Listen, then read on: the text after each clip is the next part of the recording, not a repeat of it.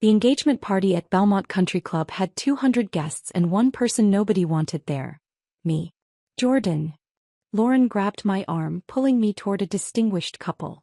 Meet Bradley's parents. Robert and Patricia Whitmore. Robert Whitmore looked exactly like a manufacturing CEO should. Silver hair, firm handshake, expensive suit. Patricia wore pearls and a practiced smile. Lovely to meet you, Patricia said. What do you do, dear? Before I could answer, Lauren jumped in. Jordan makes phone apps. Little games and things. She works from home. How creative, Patricia said, her interest evaporating instantly. Not games, I said quietly. Enterprise software. Lauren laughed. She means organizational apps. Like fancy to-do list. Very niche market. Bradley, my sister's fiancé, appeared with champagne. Everyone thinks they'll be the next Instagram with an app. I don't make consumer apps. I tried again. Jordan's been doing her startup thing for 6 years, Lauren said, using that tone she reserved for explaining embarrassing relatives. Still at it. Very persistent. 6 years. Robert's eyebrows raised.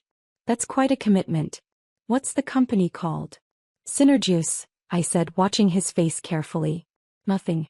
No recognition. Cute name, Patricia said. What does it do? Integrated business management, I said. Supply chain optimization, inventory control, financial systems, HR management. Cloud-based platform for enterprises. Robert tilted his head. That's not phone apps. That's serious infrastructure software. Jordan likes to make it sound impressive, Lauren said. But really it's just basic organizational tools. Not like actual enterprise systems like SAP or Oracle. We actually compete with SAP and Oracle, I said. More laughter from Lauren. Jordan, stop. You're embarrassing yourself. How many clients do you have? Robert asked, his CEO instincts engaging. About 8,000 corporate clients, I said. Across 42 countries. The group went silent. 8,000. Bradley repeated. That's. Jordan, come on. She exaggerates, Lauren said quickly. It's probably 8 clients, maybe 80 if you count really small ones.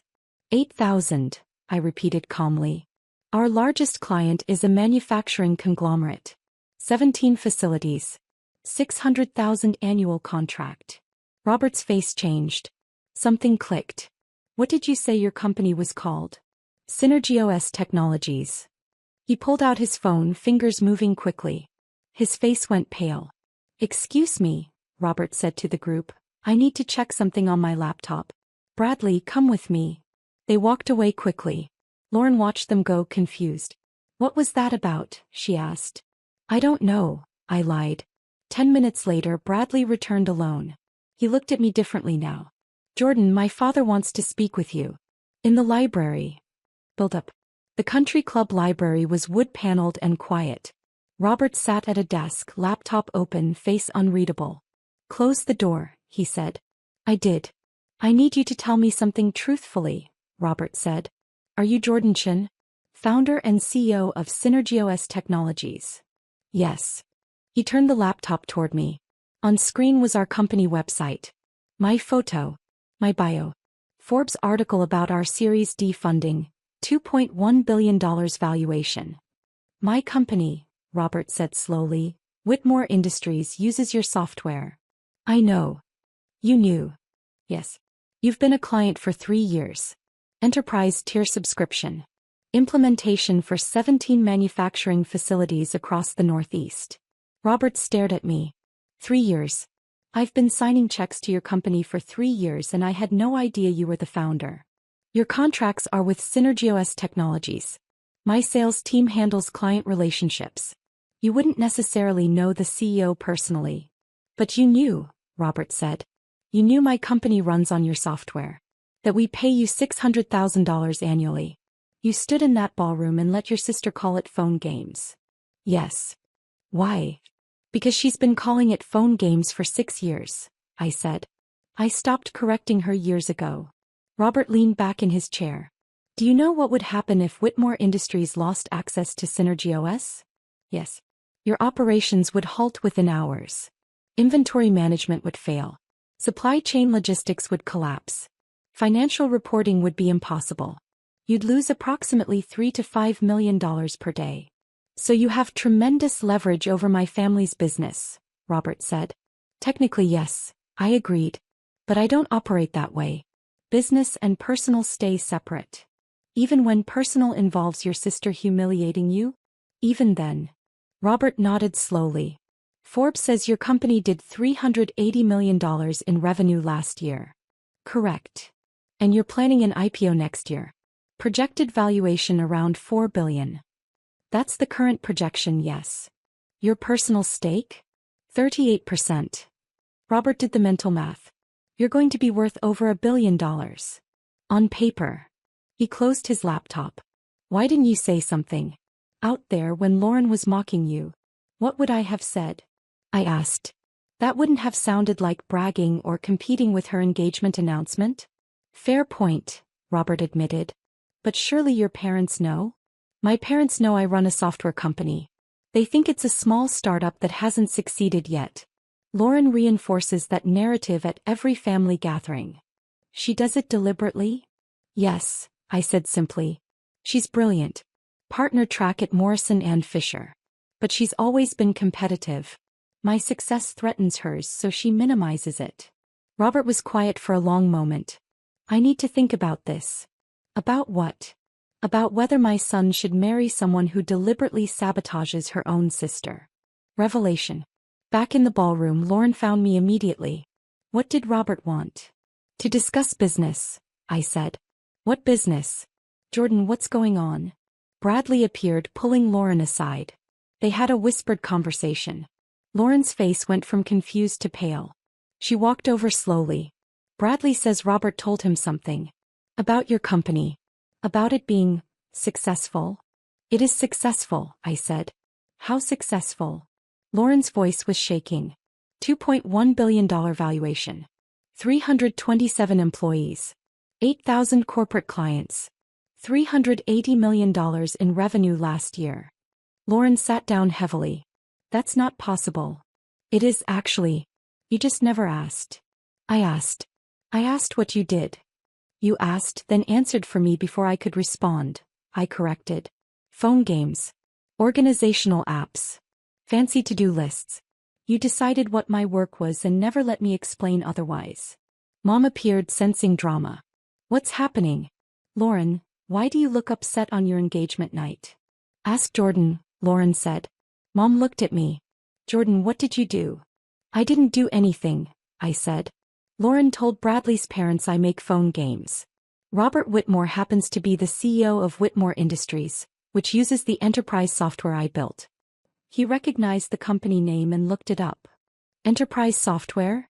Mom repeated. Jordan, what are you talking about? Synergies, I said. The company I started 6 years ago. The one you all thought was a failed startup. It's worth $2.1 billion. We're planning an IPO next year. Mom looked like I'd slapped her. Billion? Jordan, that's not, you can't just. Forbes, TechCrunch, Wall Street Journal, I said. Multiple articles. Public information. You never looked because you believed Lauren's version instead of asking me directly. Dad joined the group. What's all this noise about? Jordan's apparently a billionaire, Lauren said bitterly. Or will be. And she just let us all think she was failing for 6 years.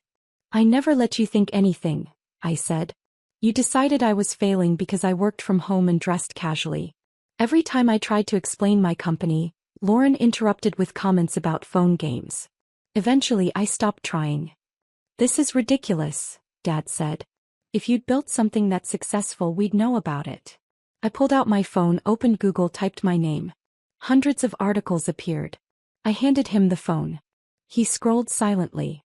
His face went through several expressions: disbelief, shock, confusion, something like shame. Why didn't you tell us? He whispered. I did. You didn't listen. Robert appeared, Bradley beside him. Lauren, I need to speak with you and your parents. Privately. They walked away. I stayed in the ballroom, suddenly alone. 20 minutes later, Lauren returned. Mascara streaked. Eyes red.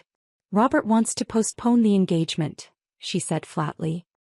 He says he needs time to reconsider. He told Bradley I'm manipulative and jealous. That I deliberately sabotaged you to make myself look better. Did you? I asked. Lauren's silence was her answer. He said his company can't operate without your software, Lauren continued. That you have more power over his family's livelihood than I'll ever have as a lawyer. He doesn't want Bradley marrying someone who'd treat her own sister that way. I'm sorry, I said and meant it. No, you're not, Lauren said. You got exactly what you wanted. You ruined my engagement. I didn't ruin anything, I said. I just stopped hiding. Resolution. I left the party early. My phone started ringing at midnight. Mom, you need to fix this. Call Robert. Tell him you exaggerated. Tell him it was a misunderstanding. I didn't call back. Dad, your sister's engagement is falling apart because of your need to compete. This is incredibly selfish. I blocked the number. Lauren, please. I'm begging you. Talk to Robert. Tell him I didn't know. Tell him it was all a misunderstanding. I let it go to voicemail. The next morning, Robert Whitmore's office called. His assistant scheduled a video meeting for that afternoon. Ms. Chin, Robert said formally when the call connected. I want to discuss two things. First, I apologize for my son's behavior at the party. Second, I'd like to expand Whitmore Industries' contract with Synergius. We're acquiring 2 facilities in the Midwest. I'll have my team send over the contract modifications, I said. Thank you. He paused. About the wedding situation. That's between you and your family, I said. Completely separate from our business relationship. I appreciate that, Robert said. But I want you to know, I'm reconsidering the engagement because of what I observed about Lauren's character. Not because of your business success. Understood. She called me 8 times last night, Robert continued, asking me to terminate our contract with you. To put you in your place. My stomach dropped. I see. I told her that was extortion and manipulation, Robert said. That confirmed my concerns. The engagement is officially ended. 2 months passed. Lauren didn't make partner track. Apparently the firm had concerns about her professional judgment. Mom and Dad stopped calling after I didn't respond to the first 50 messages. My IPO happened in March. Opening day valuation, $3.8 billion. My shares were worth $1.4 billion. Whitmore Industries expanded their contract again. Annual payment now, $840,000. Last week Lauren sent an email. Not asking for anything. Just apologizing. Acknowledging 6 years of deliberate sabotage. Admitting she'd been jealous and cruel. I read it twice. Then I archived it. Maybe someday I'll be ready to forgive. Maybe someday we'll rebuild some version of sisterhood. But not today. Today I'm too busy running my $4 billion company. The one she called Phone Games. I left the party early. My phone started ringing at midnight. Mom, you need to fix this. Call Robert. Tell him you exaggerated. Tell him it was a misunderstanding. I didn't call back. Dad, your sister's engagement is falling apart because of your need to compete. This is incredibly selfish. I blocked the number. Lauren, please. I'm begging you. Talk to Robert. Tell him I didn't know. Tell him it was all a misunderstanding. I let it go to voicemail. The next morning Robert Whitmore's office called. His assistant scheduled a video meeting for that afternoon. Ms. Chin, Robert said formally when the call connected. I want to discuss 2 things. First, I apologize for my son's behavior at the party. Second, I'd like to expand Whitmore Industries' contract with Synergius. We're acquiring 2 facilities in the Midwest. I'll have my team send over the contract modifications, I said. Thank you. He paused. About the wedding situation. That's between you and your family, I said. Completely separate from our business relationship. I appreciate that, Robert said. But I want you to know, I'm reconsidering the engagement because of what I observed about Lauren's character. Not because of your business success. Understood. She called me 8 times last night, Robert continued, asking me to terminate our contract with you. To put you in your place. My stomach dropped. I see. I told her that was extortion and manipulation, Robert said. That confirmed my concerns. The engagement is officially ended. The fallout was immediate and brutal. Within a week, Lauren had moved back in with our parents. Mom called it temporary, but I knew better. The apartment she'd been sharing with Bradley was his, not theirs. Morrison and Fisher announced their partner decisions 2 weeks later. Lauren wasn't on the list. When I asked a mutual contact why, they said the firm had received an anonymous complaint about her undermining colleagues to advance her own reputation. The firm investigated and found a pattern. Turned out I wasn't the only person Lauren had sabotaged. Mom left a voicemail. "Are you happy now? Your sister lost everything. Her engagement, her partnership, her apartment. She's devastated. This is your fault." I saved the voicemail. Sometimes you need evidence of how twisted people's logic can become. Dad sent an email with the subject line, "Family Loyalty." I deleted it without reading. My company meanwhile thrived. We signed 19 new enterprise clients in Q2. Revenue projections jumped to $520 million for the year. Tech publications started calling me for quotes about the future of enterprise software. 3 months after the engagement party, I received a certified letter from Lauren. Not an email. Not a text. A physical letter handwritten on expensive stationery. "Dear Jordan, I'm writing this by hand because I want you to know I spent time on it. That I didn't just type something quick and hit send. You were right about everything. I did sabotage you deliberately. For 6 years, I minimized your work, interrupted your explanations, and made sure our family saw you as unsuccessful. I did it because I was jealous. Because you were always the smart one, the innovative one, the one who could build things from nothing. I worked 80-hour weeks to make PartnerTrack. You worked from home in jeans and built a billion-dollar company. I couldn't handle that. So I tried to make your success invisible. Robert was right to end our engagement. Bradley was right to agree with him. I was manipulative. I am jealous. These are character flaws I need to address. I'm not asking for forgiveness. I don't deserve it. I'm just telling you that I finally understand what I did and I'm sorry. I hope your IPO is successful. I hope you build everything you dreamed of. You earned it despite me, not because of me. Lauren. I read the letter 3 times. Filed it in my desk drawer. Didn't respond. My IPO happened in March. Opening day valuation, $3.8 billion. My shares were worth $1.4 billion. The Wall Street Journal ran a front-page story. Jordan Chen's Synergios disrupts enterprise software market. The article mentioned that I'd started the company with $15,000 in savings, working from a studio apartment with no family support or connections.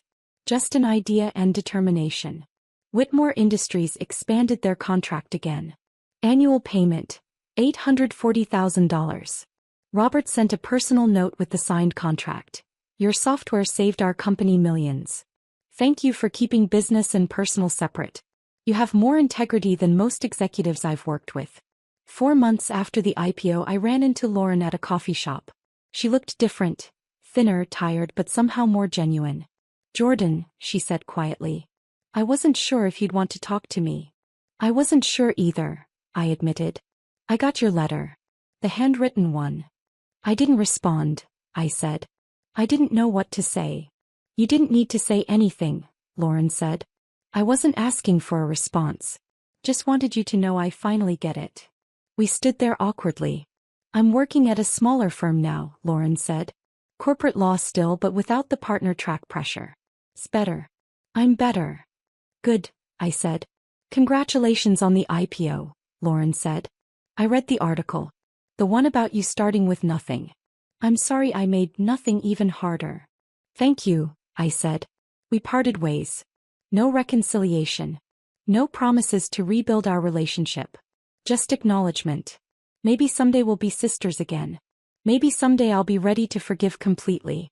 But not today. Today I have a company to run. Board meetings to attend. Product launches to oversee. The company Lauren called Phone Games now employs 427 people. Serves 12,000 corporate clients. Generates $640 million in annual revenue. And every time I sign a contract, approve a hire, or launch a new feature, I think about that engagement party. About standing in that ballroom being pitted and dismissed. About Robert Whitmore's face when he realized the truth. About Lauren's expression when her world collapsed. I don't feel victorious. I just feel proven right. And sometimes that's enough.